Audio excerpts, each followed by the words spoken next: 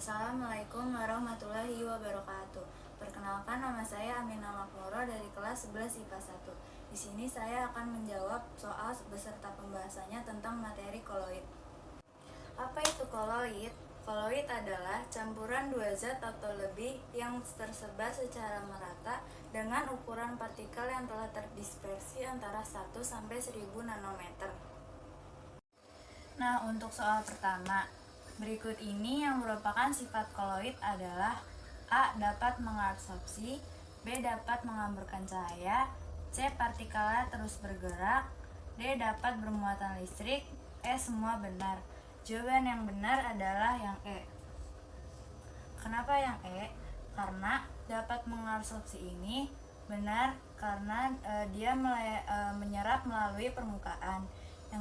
Yang B, dapat menghamburkan cahaya itu benar karena ini termasuk dari efek Tyndall. Yang C ini benar karena partikel yang terus bergerak ini bergeraknya secara zigzag bila diamati dengan mikroskop ultra, disebut juga dengan gerak Brown. Nah, yang D ini benar karena dapat bermuatan listrik. Bermuatan listrik ini bisa bermuatan positif maupun negatif. Soal kedua, koloid berbeda dengan suspensi dalam hal berikut ini. Yang pertama, ukuran partikel. Yang kedua, homogenitas sistem. Yang ketiga, kestabilan sistem. Yang keempat, gerak partikel. Pertanyaannya adalah, pernyataan yang benar adalah 1, 2, dan 3. Sebelumnya, suspensi itu apa sih? Suspensi adalah suatu campuran fluida yang mengandung partikel padat atau campuran heterogen dari zat cair dan zat padat yang dilarutkan dalam zat cair tersebut. Kenapa koloid berbeda dengan suspensi? Karena yang pertama, ukuran partikel koloid lebih kecil daripada suspensi. Ukuran koloid itu antara 1 sampai 100 nanometer. Sedangkan suspensi itu lebih dari 100 nanometer.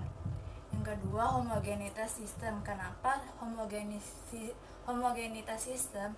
Karena sistem koloid bersifat homogen secara makroskopis, sedangkan suspensi bersifat heterogen.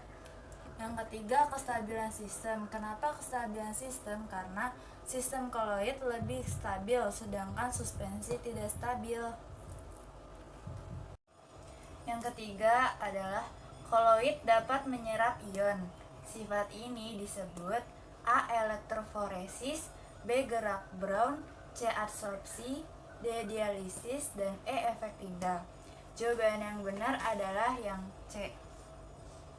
Kenapa yang C? Adsorpsi itu adalah peristiwa penyerapan ion pada permukaan partikel. Adanya penyerapan ion ini menyebabkan koloid menjadi stabil. Hal tersebut disebabkan ion sejenis yang diserap pada permukaan menimbulkan tolakan antara partikel. Elektroforesis ini berpindahnya partikel-partikel. Nah, gerak Brown ini itu adanya tumbukan yang tidak seimbang. Dialisis ini adalah pemisahan ion-ion, dan efek Tyndall ini adalah peristiwa penghamburan cahaya.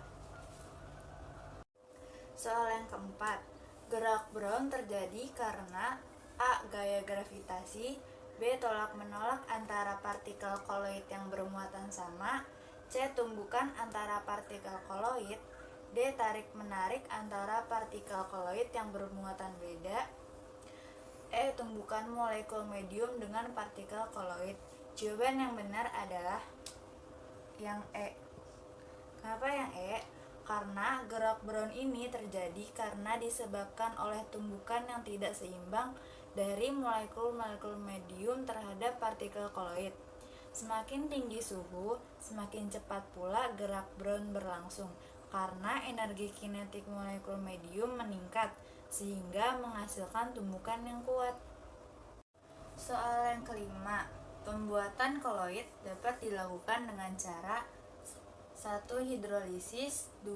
Peptisasi, 3. Reaksi redoks, 4. Mekanis.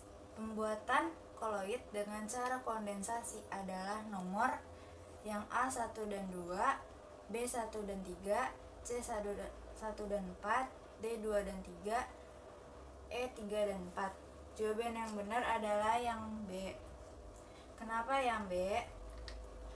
Pembuatan koloid ini dibagi menjadi dua. Yang pertama secara dispersi, yang kedua secara kondensasi. Secara dispersi ini melalui 4 tahap. Yang pertama mekanis, yang kedua homogenisasi, yang ketiga peptisasi, yang keempat busur-ledik. Sedangkan secara kondensasi melalui reaksi redoks, yang kedua hidrolisis, yang ketiga dekomposisi rangkap, yang keempat penggantian pelarut. Sekian dulu soal dan pembahasan dari saya, kurang lebihnya mohon maaf. Wassalamualaikum warahmatullahi wabarakatuh.